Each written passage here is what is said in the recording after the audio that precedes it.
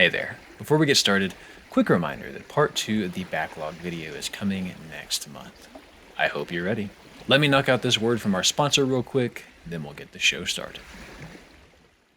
Thanks to Opera GX for sponsoring this video, and thanks for being the browser that I genuinely use every day. If you haven't heard, Opera GX is quite simply the browser for gamers, and it is absolutely free. I'm going to tell you about a few of the features that it comes with, but just know that it's maybe this much of what you can actually do with it. For starters, you have access to something called GX Mods, which basically takes a bland everyday browsing experience and breathes a little life into it. You like Nier Automata? How about some new colors and a new background? Here's what moving over buttons and opening new tabs sounds like.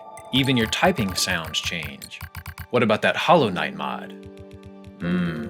That might be the one. Go ahead and download Opera, play around, there's a ton to choose from. My favorite feature by far is the GX Corner, which I use quite a bit actually. It aggregates all future game releases here, and they've even added a bell to each one so that if you want to click and be notified on release day, you can. It also compiles game sales here, gaming news here, and it even compiles game trailers here in case there isn't already enough releasing this month. You really don't want to miss this browser. Use my link below to download. And I get it, swapping browsers is a real pain in the neck because of passwords and favorites and such, which is why Opera GX makes this super easy. Click the gear, find synchronization, click import bookmarks and settings, import, and you're done. So use my link below and go download Opera GX for free today. Thanks again to Opera for the sponsor. Now let's start the show. It's a brisk fall morning in the year 1968. Two researchers have just given a test to all of the students of an elementary school. The teachers are told that this test would determine who among the student body would be sure to bloom. Which of these promising young minds had the most likely chance of becoming a true scholar? Here's the catch. The test didn't mean a damn thing. It didn't evaluate their academic potential. It was actually just a copy of the Declaration of Independence with every instance of the word men replaced with bad bitches. We hold these truths to be self-evident, that all bad bitches are created equal. I made that part up. But the fact remains that the test meant nothing. The point was not to research the students, it was to research the teachers. You see, each instructor was given a small list of kids in their class that were identified by the exam as bloomers, when unbeknownst to the teachers, these kids were just picked at random. The test had nothing to do with it. And do you know what happened? At the end of the school year, the researchers came back to check up on these secretly randomly selected gifted kids. They gave them an IQ test and sure enough, they showed significantly greater gains than their fellow non-bloomer students. And do you want to know what's even stranger? This study has been replicated more than a few times with similar results, which begs the question, what the hell does this have to do with game reviews? Well, my friend, you'd be surprised, because video games are like children. This is a weird start. Neither can really be fully defined by a single test or evaluation. You can give a child an exam, and you can review a game, but the results of neither of these gives you an all-encompassing truth about the depth of who that child is or will become, much less what that game is, can be,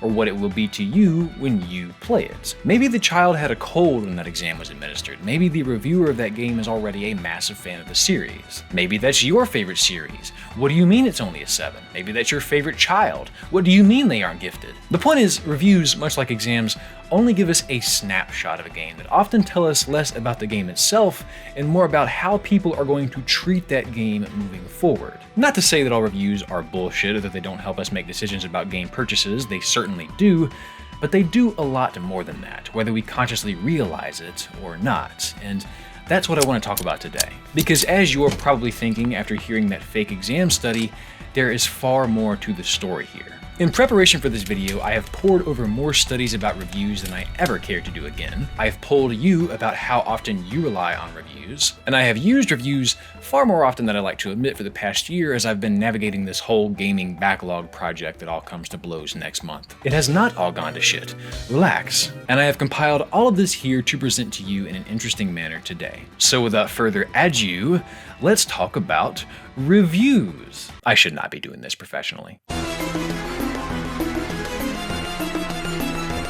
If you're a gamer that pays attention to reviews, and survey says you probably are, one of the first things that comes to mind is likely this whole song and dance. There is a game that comes out, it is reviewed, people are upset, and that's the whole song and dance. It's a very short routine. But I've kind of found over the years that it takes two forms. One is the inevitable questioning of journalistic integrity from large review outlets, accusations of reviewers being paid off, or the eventual video like this popping up later on down the line. The other form is just buzz from your fellow internet schmuck, the Twitter timeline being aglow with every hot take you can imagine, the Steam reviews filled with every variety of impressively well articulated to impressively comedic descriptions of games, but nonetheless, they appear in front of our faces and we have to make sense of them. And one 2019 study categorized these two forms of reviews and tried to understand the discrepancies between the video game press, what they label the experts, and casual gamers, or quote-unquote amateurs. And I think this is an important discrepancy to understand because it's in these differences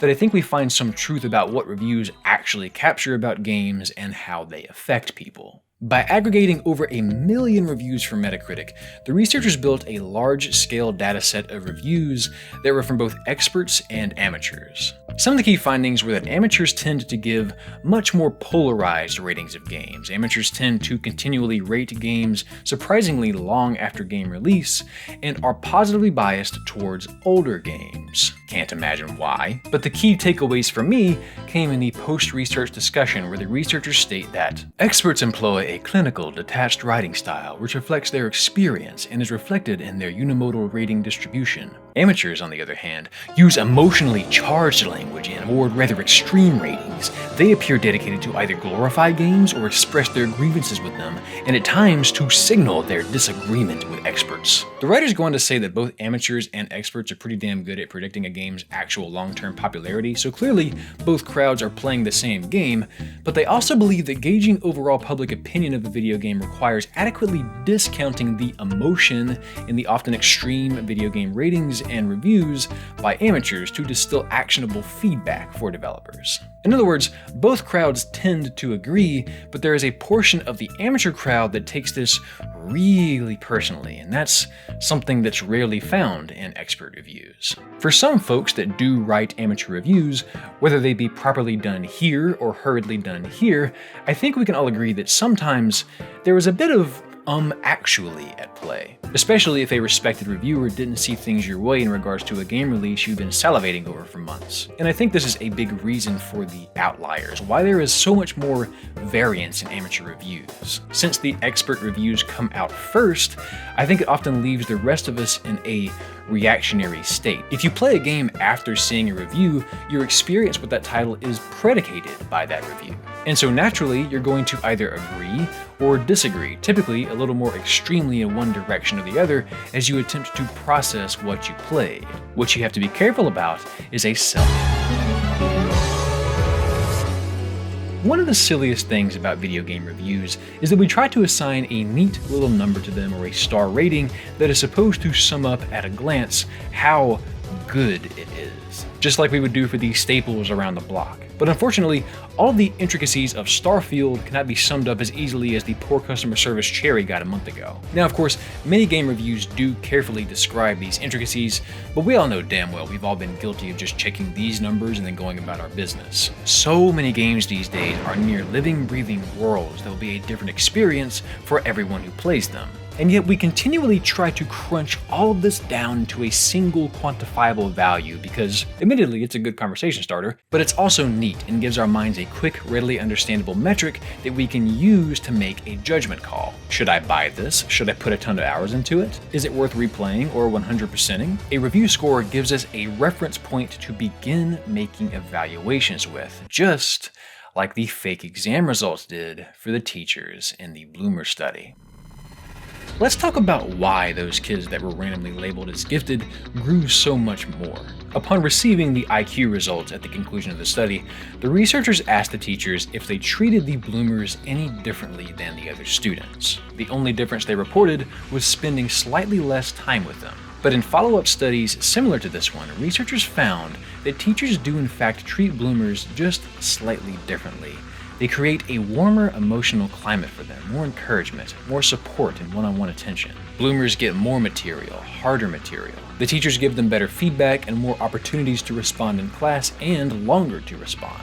In a nutshell, the expectation that these kids are going to be smarter creates a self-fulfilling prophecy where teachers ensure that their preconceptions become reality, which is something that doesn't happen if there are no preconceptions. And look, if you think I'm saying that us consuming reviews for games is just like teachers consuming advanced aptitude tests for students and that our perceptions of those games are entirely molded by our expectations, then yes, that's exactly what I'm saying. If a game has dazzling reviews, you might give it just a little bit more leniency than you would if that exact same game was surrounded by negative noise. And the reverse is also true. If everyone says it's garbage, you might be less inclined to patience when you're playing it, because even if we don't consciously mean to, those preconstructed beliefs still influence our perception. And this isn't just conjecture. There's a 2011 study on the impact of negative game reviews and user comments on player experience that found that consuming both professional reviews and user comments, especially the negative ones, affected player experience with those games, even when you control for player mood. And interestingly, the authority of the source did not matter. They found this effect for both. This echoes another 2022 study on online reviews I dug up that found that we are not that great at identifying fake comments and reviews. Regardless of the legitimacy or accuracy of the social information we get, we clearly cannot help but be affected by the valence of it. There's even more evidence of that in this 2019 eye tracker study where researchers were testing the comment section's effect on YouTube videos. Participants were presented videos with either positive or negative comments. And when the groups with only negative comments on their screen chose to read them, they enjoyed the video notably less than those who did not pay attention to the comments or were only presented with positive ones, despite the fact that it was the same video for all groups. What I'm trying to say is, simply seeing a review at all cannot not influence your time with the game it's about. And no, of course a game is not a child you're trying to teach, but it was impossible for those teachers not to at least subconsciously consider those test results during their time instructing those students, and it is impossible for you to just completely not consider a review during your time with the game. If you are flooded with negativity around it, even if the source of that negativity is just weird buzz on social media, the source, as we can see, doesn't matter. It plants an expectation, a doubt, a promise, a flaw, a guarantee, even if it's just a tiny one that takes root in your subconscious. And I think many of us realize this to a certain degree and in turn actively try to avoid too many reviews. Like a lot of you pointed out, we want to know if a game is broken, but for the most part many of us find that it's much more of an enjoyable experience when we form our own opinions with as little information as possible. If the buzz is that it's good but we don't know exactly why, that's just enough for us to give it an optimistic go, and it's how a great many people find hidden gems. But again, many of us are well aware that reviews strongly affect our time with games, leaving us in the same shoes as those teachers. Expectations mold experience, and there's... Oh yeah, we need a counter-argument, don't we?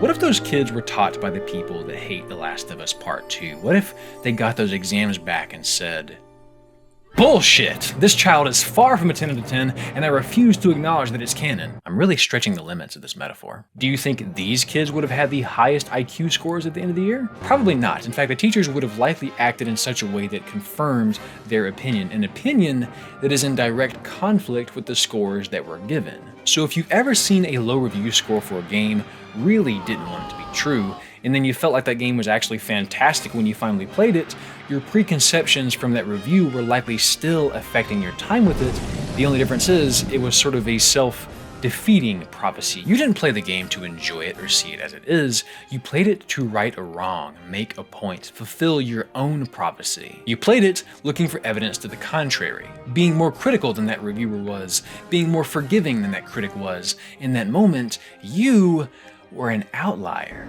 And my point still stands. Expectations still shaped your experience, just in the opposite direction of what you were told. To really nail this down, there was a study done last year that found that when people watched a review and felt like they and the reviewer were alike, in this case the similarity being what NFL team they root for, their purchase intent was lower if they saw a 1-star review than a 5-star review. Sure, makes sense. But when they felt unlike the reviewer, if it was a fan of a different team, the 1-star review generated significantly higher purchase intent than the 5-star review. Essentially, when it's someone you don't identify with or you think has a dramatically different perspective than you, it can actually boost your likelihood to buy the product they are thrashing. And there will obviously always be disagreements about reviews, right? That's what makes them good conversation starters. There will always be buzz you don't get. There will always be hate for a game that you feel is wildly unwarranted. The point of me talking about this is not to say that people are just disagreeing to disagree. It's that it's impossible to consume reviews or buzz about a game and it just not affect how you see that game moving forward. And that's not a bad thing. We're social creatures. We want our thoughts to be compared to others, and that's evidenced by a lot of the comments I received saying that many of you actually check reviews for games after you play. I did a poll on Twitter and 2/3 of you admitted to doing exactly that because you want to see if your opinions are right. I'm so happy someone actually said this. But there is a kernel of truth to that notion. A lot of times we want validation that we weren't the only ones that enjoyed playing. What did other people like? What did I miss? Did you guys hate this as much as I did? Am I crazy? Why does everyone like this? Why doesn't anyone else like this? Of course, a big part of this is certainly much deeper than, is it actually good or bad? Like maybe you just want to hear other people's interpretation of that game, and that's certainly why essay-style reviews like what you find here are pretty popular. But consuming reviews after you finish games takes that social information and plants it in a healthier spot in time when we are more ready to actually process another person's opinion. I told you a little bit of a half-lie earlier. Remember that 2011 study where the reviews affected player enjoyment of a game? Well, the next month they ran it again, this time placing physiological sensors on gamers when they played. Afterwards, the players still reported the same results as before, enjoying games more or less depending on the valence of the review they happened to be assigned. But during play, physiologically, there was no difference. Both groups actually had the same experience, but they remembered them differently. The researchers proposed that reading reviews does not directly affect play experience, but rather is a post-play cognitive rationalization of the experience with the content of the review. Our minds have a need to resolve what is just processed, and often it looks to others to do so. Reviews, opinions, and social commentary help us make sense of what we've just played, but when you consume all of that before doing the actual playing, that rationalization is often made for you, even if it's the same grand old time you would have had without that commentary. So, what do we make of this? What's the point in knowing this? Do we stop looking at reviews? Do we need to get off social media? Yes to that last one, but I think as with most things, we all need to find a healthy balance. I cannot in good faith tell you that I think you should stop looking at reviews before you decide whether or not to pick up a title because it would be extremely hypocritical of me. They are a fantastic resource if you are, as many of you pointed out, on the fence about a game or are looking for something new and exciting. But maybe take what you read with a grain of salt, since there is evidence that we have a hard time distinguishing the quality of what we read before we've played. Find a source you trust and be aware that there are emotionally charged outliers out there. Remember that even if you try to ignore them, simply seeing them in the timeline or on a review board will mold your time with the game ever so slightly. So maybe if it's a game you're excited to try, stay away from social media the week or so before it comes out and then gauge opinions once you're done. The point of this was to simply say that reviews affect you more than you think. Even if you don't talk about it, there's probably a game or two out there that you really like or would have liked that other people have convinced you is actually bad. Or maybe it's vice versa, you don't actually like it that much, but it's still a masterpiece though, somehow. Expectations are unshakable in some ways, but I think that being aware of their effect on you can help you better understand how to manage them and get the most out of reviews. We can't play anything in a vacuum, but don't let too many other opinions get in until you're good and ready. Just go play that shit, baby. Enjoy yourself. Or hate every second of it. It's up to you. Just make sure that it really is up to you.